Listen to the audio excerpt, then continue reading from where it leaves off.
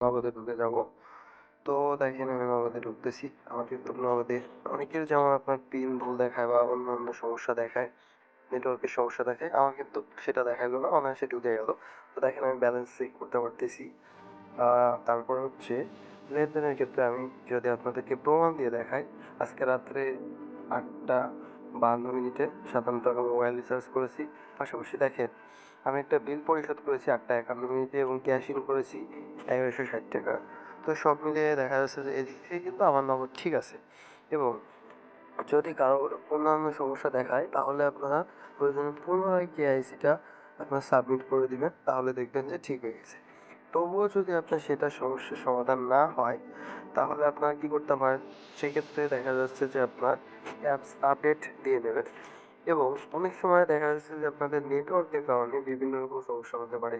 তো সেক্ষেত্রে আমি আপনাদেরকে রিকমেন্ড করব যে অ্যাপস আপডেট দিয়ে নেন এবং পুনরায় চেষ্টা করুন। তাহলে দেখবেন যে সব ঠিক হয়ে গেছে।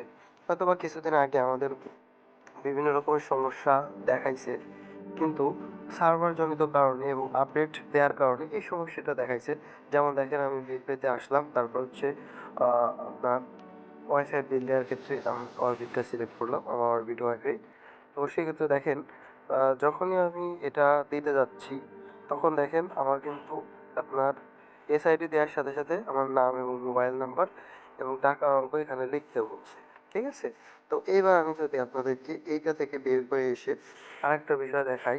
যেমন মনে করেন যে আমার এখানে আমি একটা বিল পেয়ে আ সেক্ষেত্রে দেখাই যেরকম আপনার আ আমাদের হচ্ছে ন্যাশনাল লাইফের বিভিন্ন গ্রাহক আছে। তাদের মনে করেন যে আপনার পেমেন্টগুলো করতে হয়। তো আমরা কিন্তু বেসিক্যালি আপনার নগদের মাধ্যমেই করি। যেমন সাপোজ আমি একটা গ্রাহককে user ID, account number, user ID বললে ভুল হবে। অ্যাকাউন্ট নাম্বারটা কপি করলাম। কপি করে এখান থেকে আমি নগদে গেলাম। নগদে গিয়ে বিল পেতে গেলাম। বিল পেতে যাওয়ার পরে আপনার সোনালী সিলেক্ট করলাম। সোনালী সিলেক্ট করার পরে এটা যে পলিসি নাম্বারটা এটা কিন্তু আমি এখানে দিয়ে দেব। দিয়ে দেওয়ার পরে দেখেন আমাদের সামনে কিন্তু আপনার গ্রাহকের নাম, তারপর হচ্ছে তার অ্যাকাউন্ট নাম্বার, মোবাইল নাম্বার, কত টাকা সেটা কিন্তু চলে আসছে।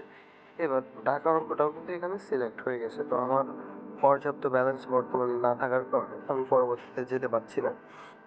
তো আপনাদের বোঝানোর স্বার্থে আমি এই জিনিসটা আসলে করলাম। আশা করি সবার এই সমস্যাটা আ সমস্যার সমাধান হয়ে যাবে।